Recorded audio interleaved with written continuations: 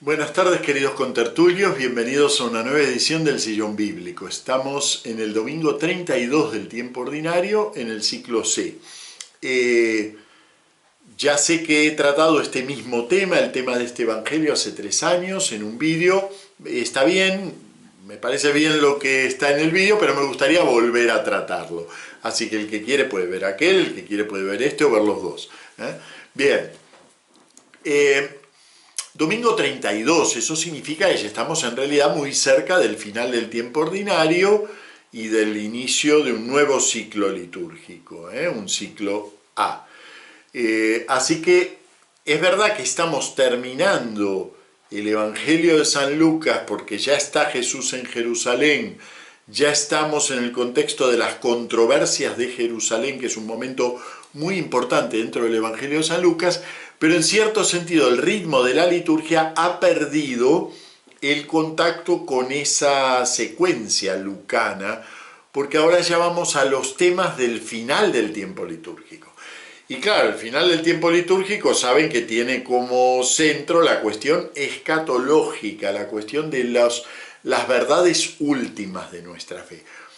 Una de las cuales es, y la más importante, es la cuestión de la resurrección. Así que hoy tomamos este texto, el de la controversia con los saduceos por la resurrección. Nos perdemos todo el contexto lucano, es decir, la otra controversia que está aquí, que es la de la controversia sobre el impuesto debido al César, la otra cuestión tan importante que es la de los viñadores homicidas.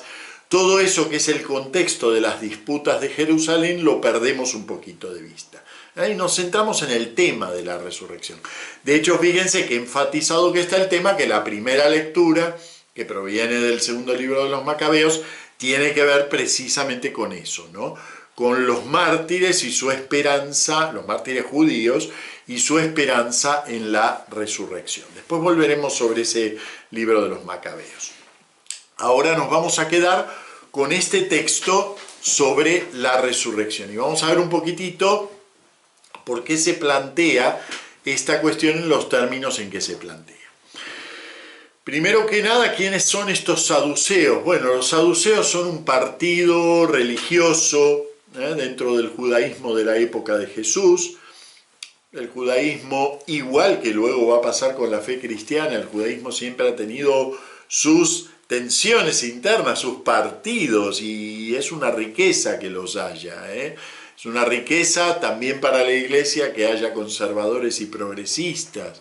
Lo que es una pobreza es cuando cada uno tira tanto de la cuerda que termina rompiendo la Iglesia o en su momento el judaísmo, ¿no? Pero mientras se mantengan en tensión y cada uno sepa encontrar el lugar en el que busca una mayor fidelidad a la palabra del Señor, pues está muy bien. Y bueno, y así pasaba en la época de Jesús, había varios partidos. Nosotros no conocemos mucho eso, Los conocemos sí de nombre, a través no solo de los evangelios, sino también de Flavio Josefo, y más o menos podemos caracterizar a los fariseos. ¿Por qué? Porque, bueno, tuvieron una actuación muy importante en la historia del judaísmo, no solo antes de la caída del Templo de Jerusalén, sino también después. Son los responsables de reorganizar el judaísmo tras la caída del Templo de Jerusalén. Esos son los fariseos, de los cuales nosotros mucho, me refiero al conocimiento común, mucho no hay sobre ellos. Cambio, en la investigación sí que hay bastantes fuentes fariseas y se los conoce con más detalle que a los saduceos. Saduceos eran más bien una corriente ligada a la estructura del templo y del sacerdocio. Su nombre mismo parece derivar de Sadoc, que es el cabeza de este linaje sacerdotal. Por ese motivo también los conocemos menos, porque una vez que cayó el templo de Jerusalén, ellos dejaron de tener importancia en la formulación de la fe judía. O sea, no en época de Jesús, sino después del año 70. Así que nuestras fuentes no son muy amplias. El que quiere investigar un poquitito más esto tiene el volumen creo que es el tercero de Un judío marginal, de John Mayer, recientemente fallecido, por eso también le quiero dar este homenaje de mencionar la maravilla que es esa obra. El volumen tercero, Compañeros y competidores de Jesús, desarrolla todo lo que sabemos con la tremenda exhaustividad que tiene John Mayer para tratar los temas, ¿no? Todo lo que sabemos sobre fariseos, saduceos, celotes, etc. Bueno, entonces los saduceos son un partido dentro del judaísmo de la época. Ese partido se lo considera, en general, más conservador en teología que el partido fariseo. El partido saduceo estaba más apegado, podríamos decir así, a la letra de la Biblia, sin exagerar, o sea, sin llegar a lo que llega a decir San Jerónimo, de que ellos solo aceptaban el Pentateuco, no es así. Pero, bueno, eran más apegados a la letra. Les olían mal las novedades teológicas, que eran muy abundantes en época de Jesús, y que los fariseos estaban más inclinados a aceptarlas. Por ejemplo, el gran desarrollo de la angelología, muy propia de la época de Jesús, y un tema importante como es el tema de la vida personal, individual tras la muerte, la resurrección. Eso es una novedad para la fe bíblica. ¿Por qué? Porque los libros del Antiguo Testamento de original hebreo, no todos, sino los de original hebreo, o sea, el grueso del Antiguo Testamento, los 39 libros de original hebreo, no tienen creencia en la resurrección, no tienen testimonio de una creencia en la resurrección. Por ejemplo, tomamos de Isaías, un fragmento muy clásico, Isaías 38, 18, dentro de lo que es el cántico de Ezequías. Ezequías es el rey que, bueno, ha pasado una enfermedad mortal, pero le ha suplicado a Dios y ha seguido viviendo. Entonces, dentro del cántico de Ezequías, donde le agradece a Dios haberle dado la vida, dice: porque el Sheol no te alaba, ni la muerte te glorifica, ni esperan en tu fidelidad los que bajan a la fosa. Eso es una síntesis de lo que era la creencia del Antiguo Testamento hebreo acerca de esto de la vida de ultratumba. No había. Entonces ustedes me dirán, bueno, pero qué poco consuelo daba esa religión. Bueno, hay que ver, según cada sensibilidad, ¿no? En realidad la religión no es que da el consuelo de la vida eterna. Lo que da la religión es el consuelo de que lo que vivimos, esta vida, tiene sentido. Entonces, bueno, ese sentido para nosotros los cristianos se inscribe en una vida que está llamada a ser eterna. Pero se ve que al hombre antiguo, al hombre judío antiguo, porque otros pueblos sí que tenían creencia en una vida de ultratumba, pero se ve que al hombre judío antiguo eso no le interesaba demasiado, le interesaba que tuviera sentido la vida que llevaba. La mentalidad judía del Antiguo Testamento hebreo es una comprensión colectivista del hombre. Para la unidad antropológica del Antiguo Testamento es la familia, no es el individuo, es la familia. Por eso fíjense la promesa a Abraham, ¿no? Vete de tu casa, de tu tierra, de tu parentela, y uno diría, bueno, entonces lo que me vas a dar a cambio de dejarlo todo será una vida toda para mí. Pues no, le va a dar una descendencia como las estrellas del cielo. Tú te vas a morir cuando te tengas que morir, pero vas a tener una descendencia, la familia. La unidad familiar es la unidad antropológica del Antiguo Testamento hebreo. Y eso es muy importante tenerlo presente, no solo para esto, sino para muchas otras cuestiones cuando leemos el Antiguo Testamento. La unidad antropológica del Antiguo Testamento entonces es la familia. Y por lo tanto habían desarrollado leyes y cosas, instituciones que tenían que ver con esa unidad familiar. Y una de ellas es que la propiedad era indivisible. la propiedad familiar era de toda la familia y la regía el patriarca de la familia. Y ese patriarca era el primogénito. Bien, ese primogénito era el dueño de la casa, el dueño de la propiedad, y los demás hermanos iban construyendo su familia en torno a esta propiedad. Pero, claro, hay un problema. ¿Qué pasa cuando el primogénito se muere sin dejar descendencia? Y entonces surgió una costumbre, ley, la verdad es que como ley está muy poco atestiguada en el Antiguo Testamento, pero como costumbre la tenemos reflejada en dos sitios. En Deuteronomio 25, si mal no recuerdo, versículos 5 al 15, o por ahí, y Génesis 38.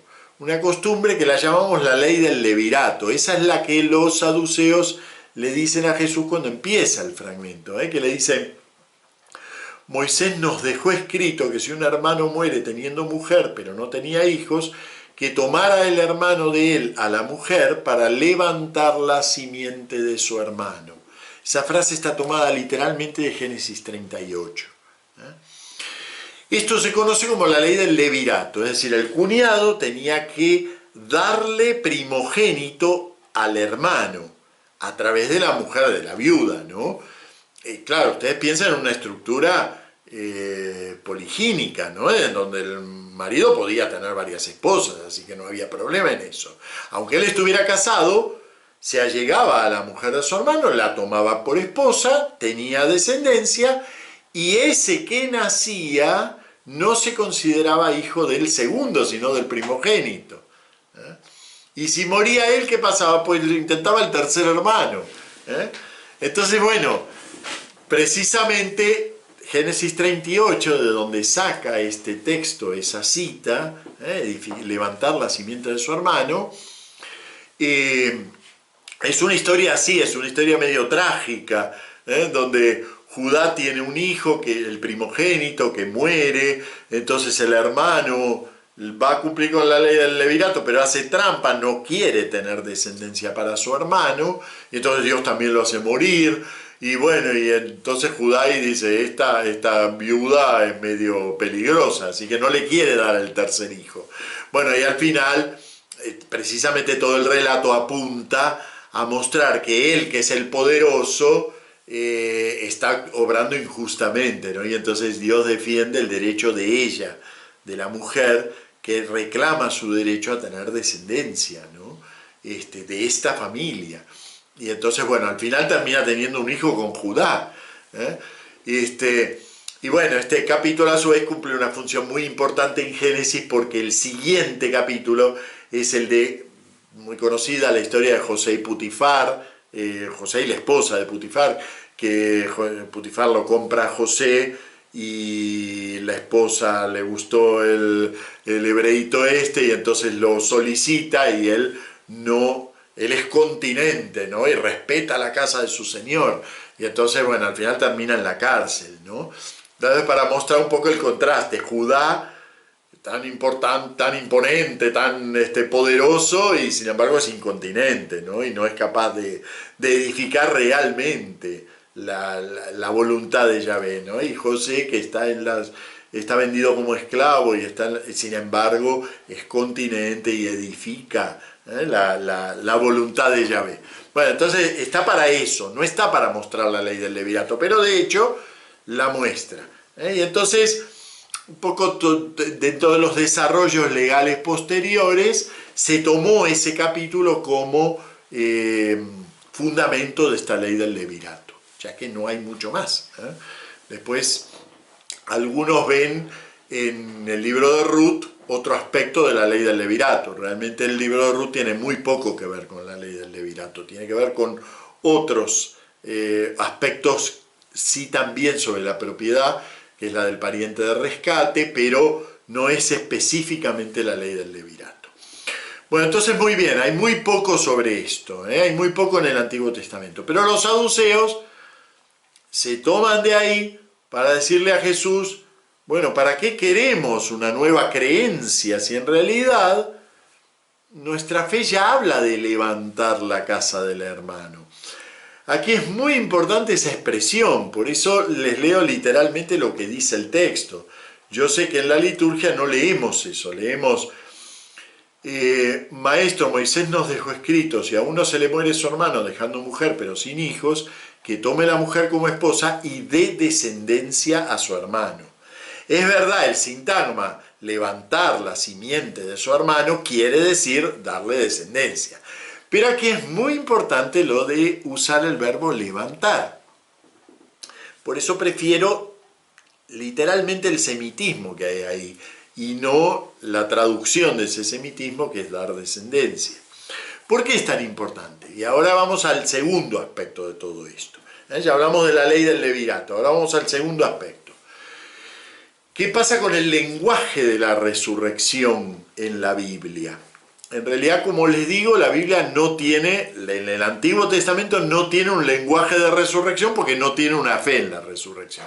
Pero cuando aparece la fe en la resurrección, ¿y cuándo aparece? Aparece más o menos a partir del siglo segundo, tercero, segundo antes de Cristo, empieza a despuntar. Precisamente a partir de las luchas macabeas, lo leemos en esa primera lectura del libro segundo de los Macabeos, cuando habla de los mártires macabeos. Es decir, bueno, el opresor, el gobierno opresor de Antíoco Epífanes los quiere hacer abjurar de la fe. Y como ellos no abjuran, los matan. ¿Pero qué pasa con esos? Entonces ellos perdieron la vida por defender la ley de Dios, ¿y qué les espera? Bueno, y entonces empieza a desarrollarse la fe en la resurrección de los buenos, de los justos, primero de los justos. Entonces Dios los va... Esto que dice el libro de 2 Macabeos, dice: vale la pena morir a manos de los hombres cuando se tiene la esperanza de que Dios mismo nos resucitará. Eso no es una doctrina que el personaje esté leyendo en el catecismo judío, la está aportando, está proponiendo eso como novedad doctrinal. Precisamente el libro de los Macabeos es un libro original en griego, o sea, es un libro más bien tardío, no es un libro de los tradicionales 39 libros en hebreo, es un libro más bien tardío. Bueno, en época de los Macabeos surge la idea de la resurrección primero de los justos, luego ya la apocalíptica, ese movimiento tan importante que llega hasta la época de Jesús y un poco más también, amplía esta idea en la resurrección de todos los muertos para un juicio. Entonces los muertos resucitan todos, unos van a una resurrección de vida y otros van a una muerte eterna, que es como nosotros lo leemos en el Apocalipsis, ¿ven? Que sigue este conjunto de ideas. Bien, pero ¿cómo expresan eso? Claro, puesto que no hay en la tradición bíblica un vocabulario para hablar de esto, tienen que utilizar un vocabulario adecuado, pero no lo hay. Entonces, ¿qué palabras utilizan? Bueno, fíjense que el griego clásico, tiene una palabra para decir volver a la vida, anabió. Aná es como si dijéramos en castellano el prefijo re, revivir, vio, vivir. Anabió será revivir. También hay otro verbo muy parecido de la misma raíz, anabioskomai.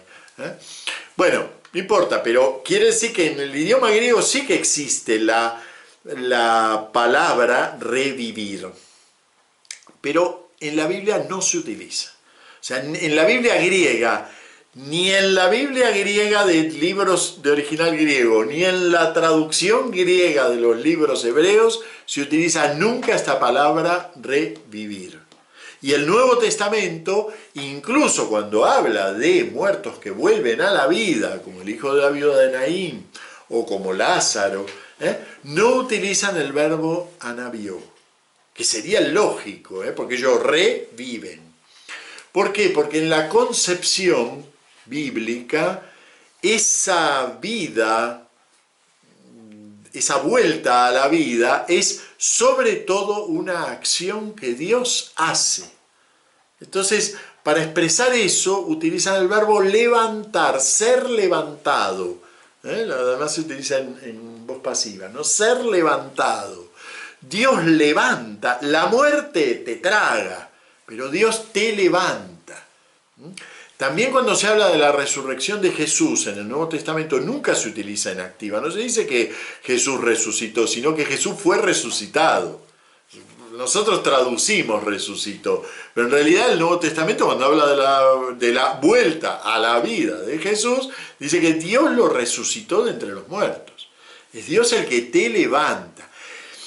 Y con eso, el vocabulario nuevo, de esta nueva teología que aporta un nuevo concepto, que es la vida eterna, donada por el Dios de la vida, con esto entronca con textos muy antiguos, hebreos, que no hablaban de vida eterna, pero que hablaban de levantarse. Un típico es Ezequiel 37. Nosotros lo leemos como si allí hablara de la resurrección, pero no habla de la resurrección. Él dice que hay unos huesos secos y entonces el profeta va a verlo y ve todos huesos secos, ¿no? Y de repente está ahí el profeta y empieza a escuchar crujidos. Es muy lindo en hebreo, suena como si realmente estuvieran crujiendo los huesos, ¿no? Empiezan esos huesos a juntarse entre ellos y a formar unos muertos que todavía no hacen nada, pero están en pie, se levantan, ¿ven? Y utiliza el texto la expresión levantarse. Se levantan y entonces viene un viento, la palabra viento es la misma que espíritu, viene un viento, los insufla y entonces van todos marchando hacia Jerusalén. Esta imagen la usó San Mateo al final cuando habla de los portentos que rodean la muerte de Jesús, ¿no? Uno de ellos es precisamente los muertos que van hacia Jerusalén, un versículo que quedó ahí metido en el final de la crucifixión y son difíciles de entender.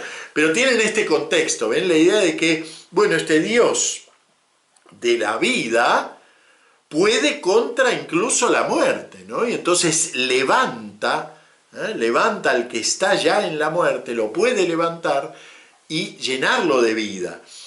Ezequiel en realidad se refería a los que volvían del exilio. No estaba hablando de muertos, estaba hablando de exiliados.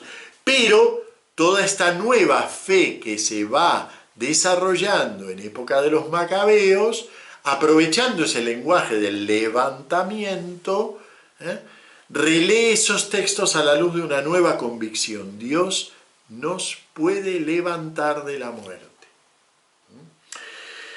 ¿Por qué es tan importante esto? Bueno, porque fíjense que cambia el paradigma completamente y Jesús se los hace notar a los saduceos. Vamos con eso, ¿ven? Los saduceos, ¿qué le dicen a Jesús? Le dicen, ¿para qué necesitamos nuevos desarrollos de la fe? Si en realidad la casa del hermano se puede levantar perfectamente. ¿Para qué necesitamos que Dios levante al muerto? Si la casa, lo que importa es que la casa del hermano sea levantada, ¿ven? Porque es tan importante aquí mantener ese texto de levantar, levantar la casa de su hermano. Y entonces, claro, este texto sobre los saduceos se maneja en realidad en niveles de diálogo, digamos, religioso, muy interesantes, porque no se trata solo de si creían los saduceos o no creían en la resurrección, sino que realmente es una comprensión del hombre ligada a la propiedad y al patriarcado, con una concepción del hombre nueva. Dios quiere que tú vivas, no que viva la familia, que viva el grupo y que vayan todos a comer los fideos el domingo, la paella, que en Valencia, no es... Dios quiere que tú vivas. Eso es lo que Jesús les quiere hacer ver a los saduceos, ¿no? Vamos a leer de nuevo el texto. Dice, Jesús les dijo, después leemos el resto de lo que Jesús les dice, ya no pueden morir, pues son igual a ángeles son hijos de Dios al ser hijos de la resurrección. Son hijos de Dios al ser hijos de la resurrección. El hecho de que Dios levante a cada uno de ellos lo pone ya no en situación de ser el primogénito o el hermano de una familia, sino un miembro de la familia de Dios. Y entonces, que los muertos resucitan, Moisés lo declaró en el pasaje de la zarza al decir: Señor, Dios de Abraham, de Isaac, Dios de Jacob.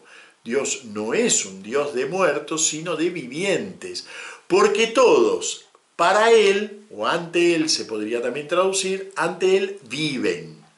¿Ven? Es otro paradigma el que quiere Jesús que ellos adopten, no si resucita 1 o 10 o si la propiedad se divide o no se divide.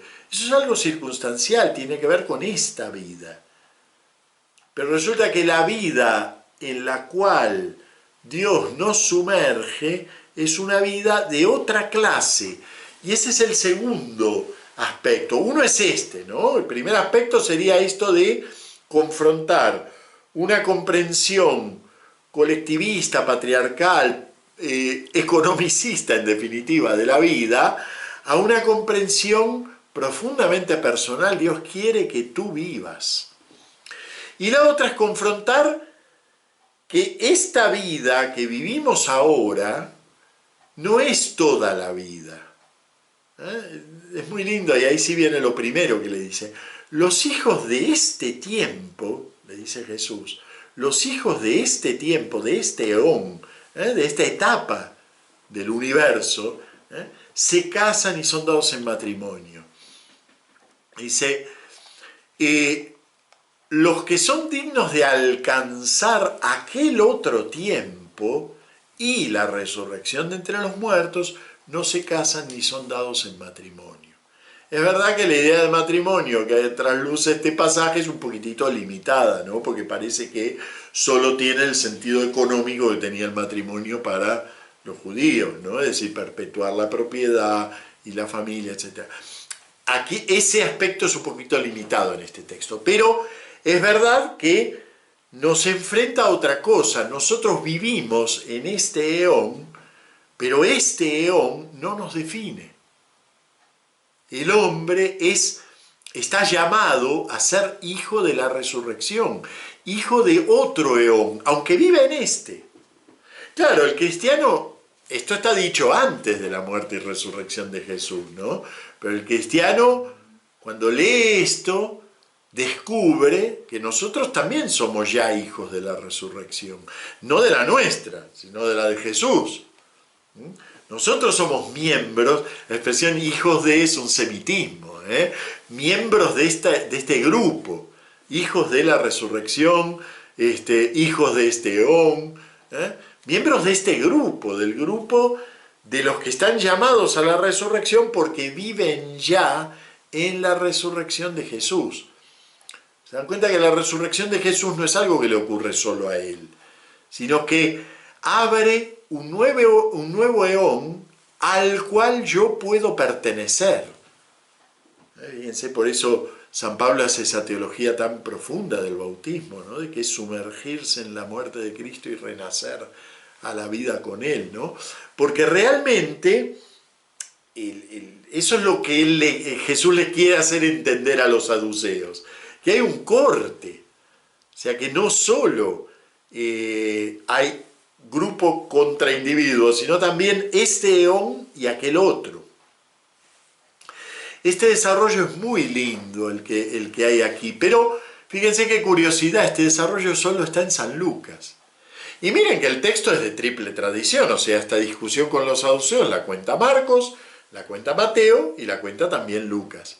Pero Lucas se hace eco de una tradición sobre esta misma discusión, yo diría que más profunda y más completa que la que traen Marcos y Mateo.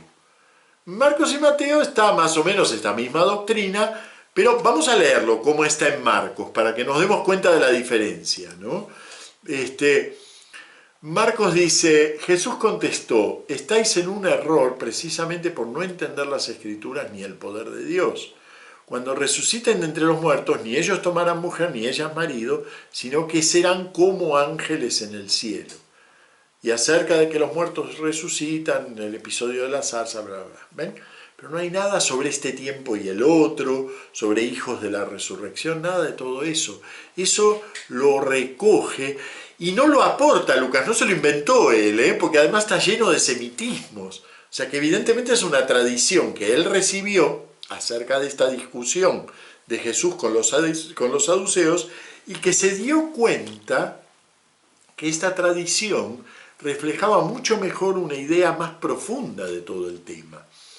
Más probablemente las palabras más literales que haya dicho Jesús, que lo que trae Marcos, que es un resumen, bien, lo doctrinario está, pero la verdad que le falta.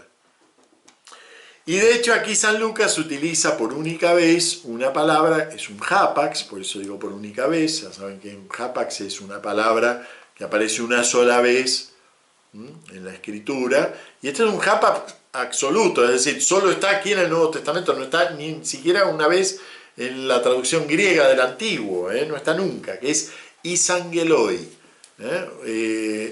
No dice Lucas, aunque nosotros lo traducimos así, yo creo que es por contaminación con la escena de Marcos. Pero Lucas no dice serán como ángeles, sino serán igual a ángeles. Isangeloi. Igual a ángeles. Es un matiz respecto de lo que dice San Marcos, ¿no? Claro, para nosotros iguales a ángeles implica la incorporeidad, el no tener cuerpo. Pero la verdad es que no es así para el hombre antiguo. Incluso en un diálogo en relación al Nuevo Testamento sería tardío, un diálogo tan tardío como el diálogo sobre la resurrección de San Gregorio de Niza. Allí se habla del alma como una especie de cuerpo sutil, o como dice San Pablo en 1 Corintios 15, ¿no? Muere un cuerpo carnal, resucita un cuerpo espiritual. Para el hombre antiguo la idea de algo espiritual, inmaterial, es prácticamente un oxímoron, es ininteligible. La realidad es siempre algo concreto, es siempre algo palpable, de alguna manera. Lo espiritual es materialidad sutil, pero no deja de ser algo palpable, algo, digamos, denso. No es pura abstracción, es algo denso. Entonces cuando Jesús dice isangeloi, iguales a ángeles, no se está refiriendo a la inmaterialidad. Se está refiriendo a que los ángeles pertenecen por su propia naturaleza a ese eón, a ese tiempo de la vida ante Dios. Mientras que nosotros, nuestra primera manifestación es en la vida fuera del ámbito de Dios, fuera del rostro de Dios. Apenas algunas veces en la vida estamos ante Dios, pero nunca además estamos demasiado ante Dios. Justamente buscamos su rostro.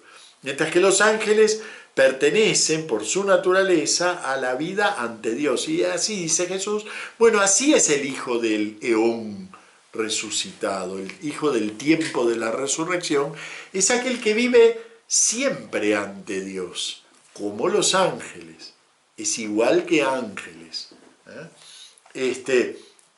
Bien, como ven es una discusión, digamos, que no es solo una discusión sobre individuo y comunidad, es también una discusión sobre este tiempo y nuestra expectativa del venidero. Yo creo que hay un lindo llamado en este texto a empezar a degustar el tiempo de la resurrección, porque aunque somos ciudadanos de este mundo, también somos ciudadanos del León de la resurrección, también somos hijos de la resurrección, y ya desde ahora. Y ser hijos de la resurrección es isangeloi, es como los ángeles, estar continuamente, aunque nos cueste percibirlo, en la presencia de Dios. Dios ya está presente para nosotros. Bueno, muy bien, nos vemos la semana que viene. Muchas gracias.